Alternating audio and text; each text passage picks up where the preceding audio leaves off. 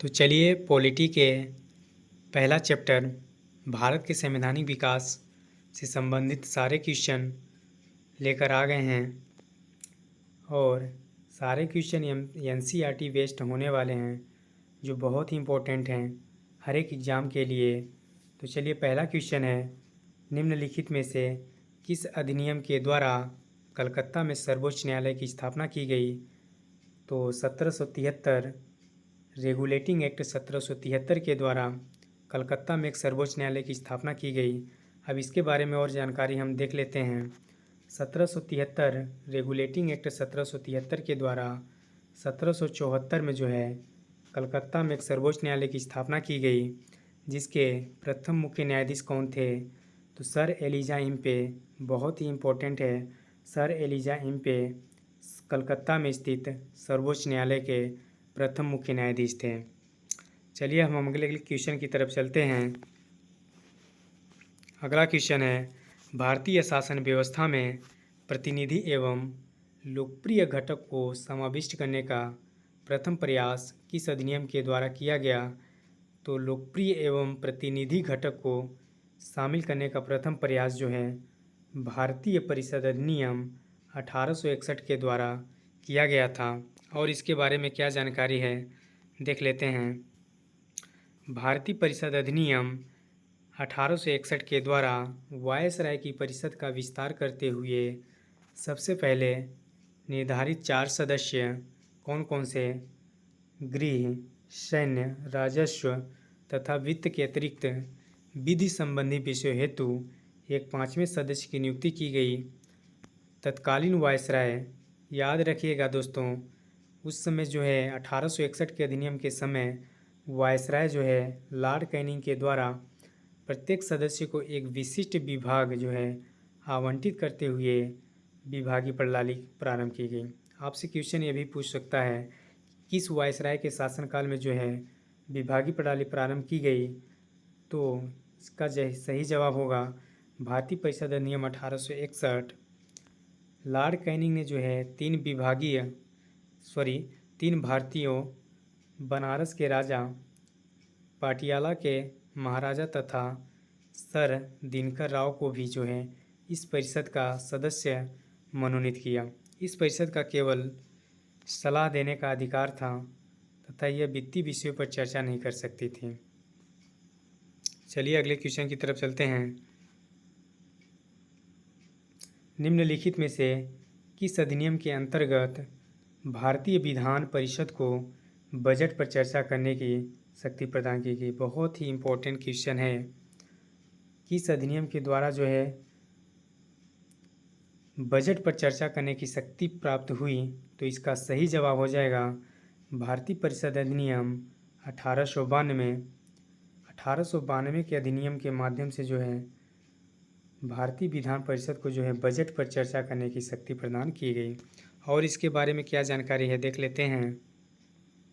भारतीय परिषद अधिनियम 1892 के द्वारा वायसराय की परिषद के सदस्यों की संख्या बढ़ा दी गई और परिषद के कार्यों का विस्तार कर दिया गया।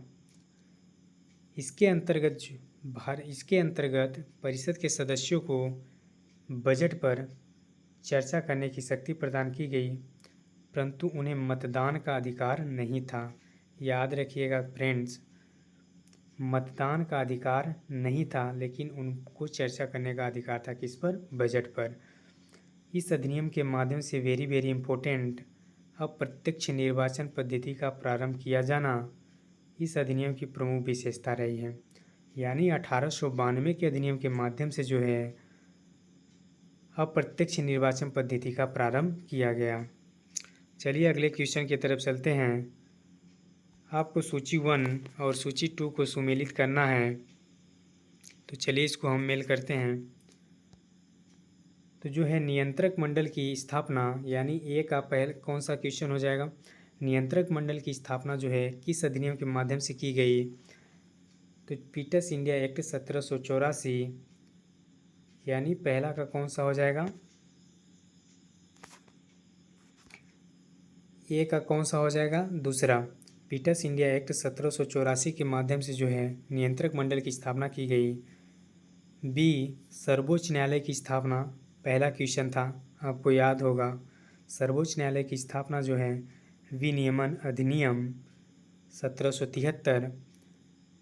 सी ऑप्शन है ईसाई मिशनरियों को भारत में जो है कार्य करने की अनुमति किस अधिनियम के माध्यम से दी गई, तो इसका सामने ही हो जाएगा सी का तीसरा चार्टर अधिनियम 1813। ऑप्शन डी है गवर्नर जनरल की परिषद में कानूनी सदस्य की नियुक्ति किस अधिनियम के माध्यम से की गई, तो चार्टर अधिनियम 1833। तो इसका सही जवाब हो जाएगा ऑप्शन बी, ए का दूसरा, बी का पहला और सी का तीसरा और डी का चौथा। ऑप्शन बी ये वाला। चलिए अगले क्वेश्चन की तरफ चलते हैं। बाकी इसके बारे में वही दिया है, चलिए जान लेते हैं इसको भी। रेगुलेटिंग एक्ट 1773 के द्वारा कलकत्ता में सर्वोच्च न्यायालय की स्थापना की गई।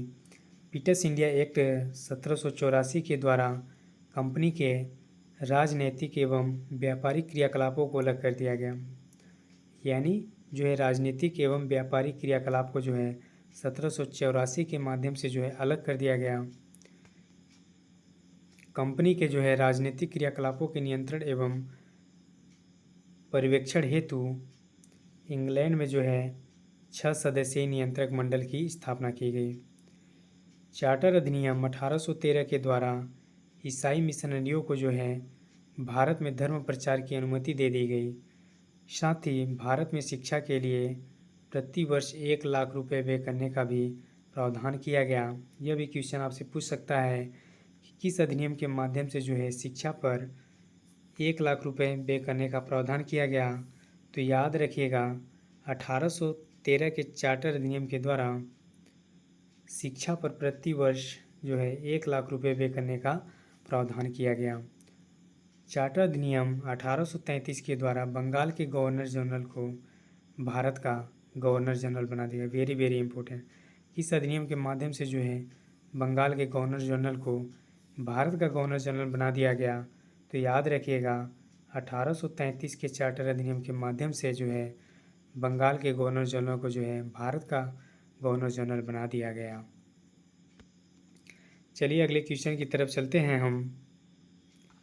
किस अधिनियम के द्वारा केंद्र में जो है द्विसदनी विधेयिका की स्थापना की गई। बहुत ही इम्पोर्टेंट क्वेश्चन है और लगभग बहुत सारे एग्जामों में क्वेश्चन पूछा गया है।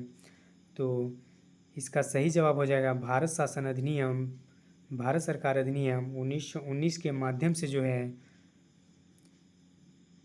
द्विसदनी विधेयिका बनाई गई। केंद्र में जो है द्विसदनी विधेयिका की स्थापना की गई। भारत सरकार अधिनियम 1919 के द्वारा भारतीय शासन व्यवस्था में अनेक सुधार किए गए। केंद्र में जो है द्विसदनी विधेयिका की स्थापना की गई। इस अधिनियम के द्वारा प्रत्यक्ष निर्वाचन प्रणाली, आपने ऊपर देखा होगा दोस्तों कि जो है 1892 के अधिनियम के माध्यम से जो है अप्रत्यक्ष निर्वाचन प्रणाली का प्रारंभ किया गया था, लेकिन भारत शासन अधिनियम 1919 के माध्यम से जो है प्रत्यक्ष निर्वाचन प्रणाली का प्रारंभ किया गया एवं पहली बार जो है महिलाओं को भी जो है मत देने का अधिकार दिया गया। इस अधिनियम के द्वारा प्रांतों में जो है द्वैध शासन की स्थापना भी की गई थी। इस अधिनियम के द्वारा भारत में जो है लोक सेवा आयोग, इस अधिनियम के माध्यम से जो है लोक सेवा आयोग का गठन एवं महालेखा परीक्षक की भी नियुक्ति का प्रावधान किया गया। इसे मॉन्टेस्क्यू चेम्स बोर्ड अधिनियम भी कहा जाता है। किस अधिनियम को मॉन्टेस्क्यू चेम्स बोर्ड अधिनियम कहा जाता है, तो भारत शासन अधिनियम 1919 को जो है मॉन्टेस्क्यू चेम्स बोर्ड अधिनियम कहा जाता है। चलिए अगले क्वेश्चन की तरफ चलते हैं। निम्नलिखित में से किस अधिनियम के फलस्वरूप बर्मा को भारत से पृथक कर दिया गया।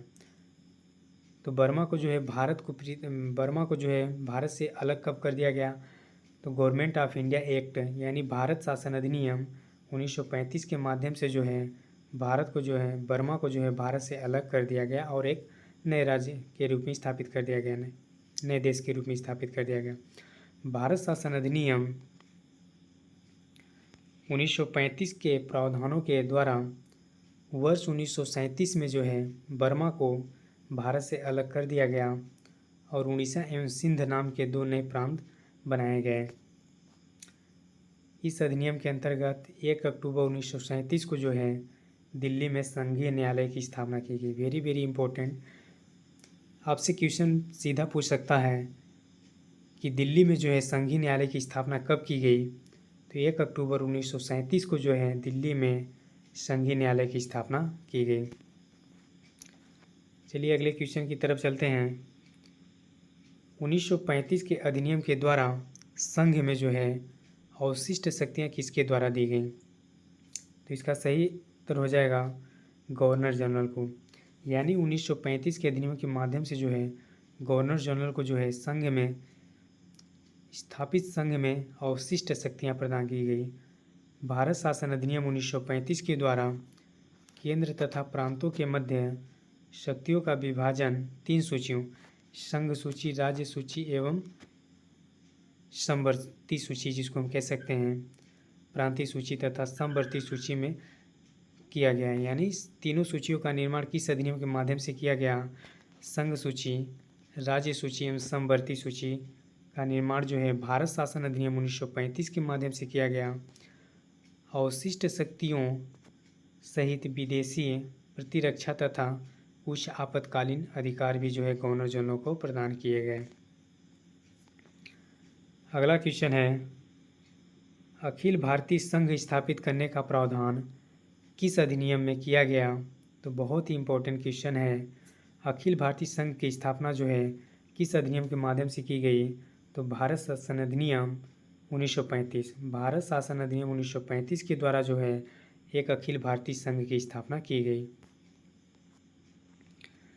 भारत सरकार अधिनियम 1935 में जो है एक अखिल भारतीय संघ स्थापित करने का प्रावधान किया गया, परंतु यह व्यवस्था लागू नहीं की जा सकी क्योंकि देसी रियासतों ने इसमें शामिल होने से इनकार कर दिया गया। इस अधिनियम को लागू नहीं किया जा सका क्योंकि देसी रियासतें जो थीं वह इस अधिनियम में जो कि शामिल होने से इनकार कर दिया गया।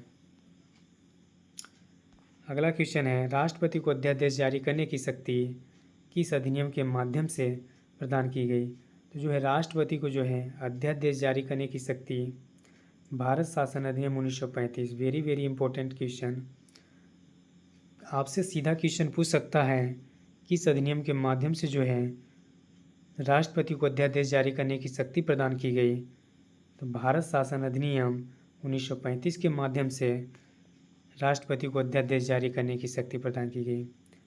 भारतीय संविधान में जो है राष्ट्रपति को अध्यादेश निर्गत करने या अध्यादेश जारी करने की शक्ति भारत शासन अधिनियम 1935 भारत शासन अधिनियम 1935 की धारा 42 से प्रेरित है।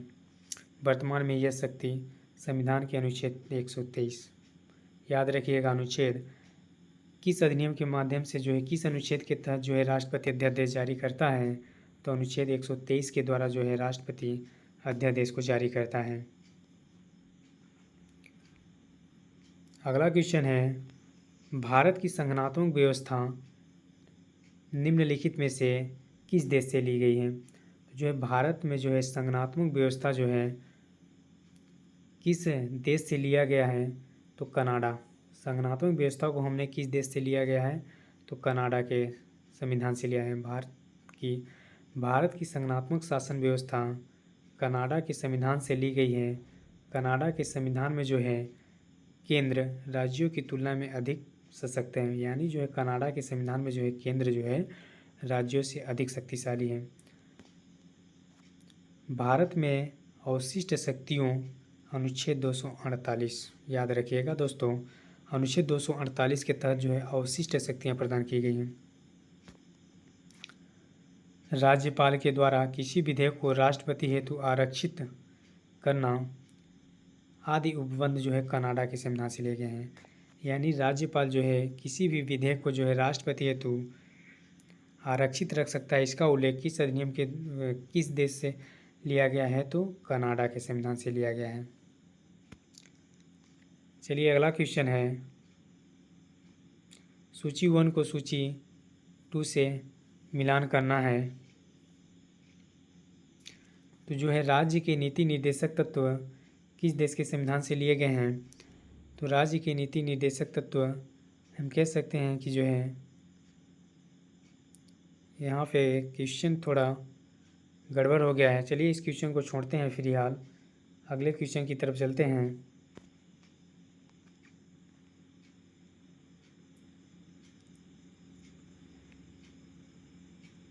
बाकी यहाँ पे इसके इम्पोर्टेंट पार्ट दे सकते हैं।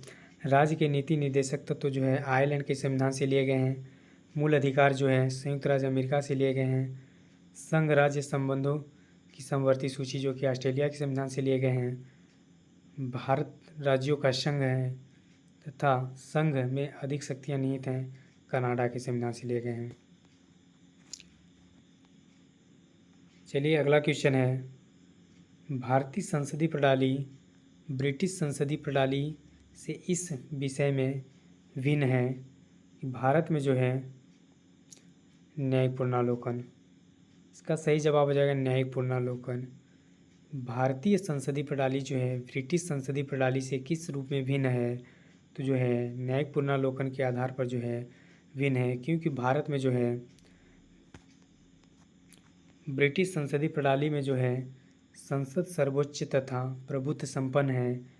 यहाँ पर कोई लिखित संविधान नहीं है और न्यायपालिका को जो है विधायिका द्वारा निर्मित किसी कानून का न्यायिक पुनरावलोकन का कोई अधिकार नहीं है। लेकिन भारत में जो है भारत के संविधान में जो है न्यायिक पुनरावलोकन प्रत्यक्ष नहीं अप्रत्यक्ष रूप से अनुच्छेद 13 इसका प्रावधान अनुच्छेद 13 में जो कि अप्रत्यक्ष रूप से प्रावधान किया गया है। इसके अंतर्गत कार्यपालिका के किसी आदर्श या विधायिका के किसी कानून पर जो है न्यायालय द्वारा पुनर्विचार करना और असंवैधानिक पाए जाने पर उसे रद्द कर देने का जो है अधिकार है। भारतीय संविधान में जो कि न्यायिक पुनरावलोकन की संकल्पना अमेरिका के संविधान से ली गई है। न्यायिक पुनरावलोकन का उल्लेख जो है किस देश के संविधान से लिया गया है? तो याद रखिएगा अमेरिका के संविधान से लिया गया है। चलिए हमारा अगला क्वेश्चन है, निम्नलिखित में से कौन सा कथन सही है? तो चलिए हम इसके कथन के बारे में जान लेते हैं। संयुक्त राज्य अमेरिका में जो है संघीय प्रणाली है। ऑप्शन बी है भारत में जो है सरकार की संघीय और एकात्मक दोनों प्रकार की प्रणाली है। फ्रांस में जो है सरकार की जो है संघीय प्रणाली है। कौन सा ऑप्शन सही है? तो इसमें जो है संयुक्त राज्य अमेरिका में जो है सरकार की जो है संघीय प्रणाली है। पूछ सकता है आपसे किस देश में जो कि संघीय प्रणाली है? तो संयुक्त राज्य अमेरिका में जो है संघीय प्रणाली लागू है। चलिए अगला क्वेश्चन है, भारतीय संविधान में निहित मौलिक अधिकारों की अवधारणा किस देश से ली गई है? तो मौलिक अधिकारों की अवधारणा जो है हम लोग किस देश से लिए गए हैं? मौलिक अधिकारों की अवधारणा को जो है संयुक्त राज्य अमेरिका के संविधान से लिया गया है। भारतीय संविधान में मौलिक अधिकारों का विचार अमेरिकी संविधान से लिया गया है। भारतीय संविधान के भाग 3 मौलिक अधिकारों को उल्लेख भाग 3 संविधान के भाग 3 मूल अधिकार अमेरिका के अधिकार पत्र बिल ऑफ राइट्स के समान है। इन अधिकारों को प्राकृतिक और अपरिहार्य अधिकार भी कहा जाता है। चलिए अगला क्वेश्चन है, B.R. अम्बेडकर का संविधान सभा में निर्वाचन किस क्षेत्र से हुआ था? Very very important. Doctor Bhimrao Ambedkar का जो है संविधान सभा में निर्वाचन जो है किस क्षेत्र से हुआ था? तो बम्बई प्रेसिडेंसी जो है बाबा साहेब डॉक्टर भीमराव अम्बेडकर का जो है संविधान सभा में निर्वाचन जो है बम्बई प्रेसिडेंसी से हुआ था। चलिए अगला क्वेश्चन है,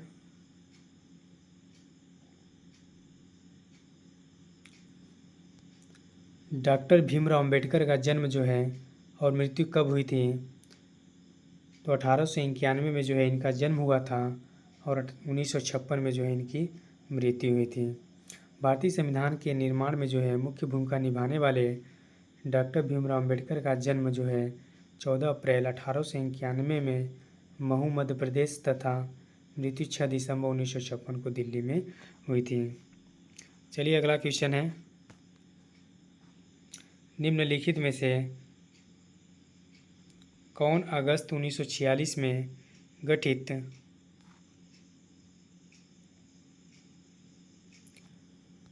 निम्नलिखित में से कौन अगस्त 1946 में गठित प्रथम अंतरिम सरकार का सदस्य नहीं था? तो जो है सी राजगोपालाचारी, डॉक्टर राजेंद्र प्रसाद और जगजीवन राम, ये जो है तीनों अंतरिम सरकार के सदस्य थे, लेकिन डॉक्टर एस राधाकृष्णन ये जो है प्रथम अंतरिम सरकार के सदस्य नहीं थे। चलिए बाकी हमारा क्वेश्चन आज का लास्ट था। अगर वीडियो अच्छी लगी हो तो लाइक कीजिएगा और चैनल को सब्सक्राइब कीजिएगा। बहुत बहुत धन्यवाद।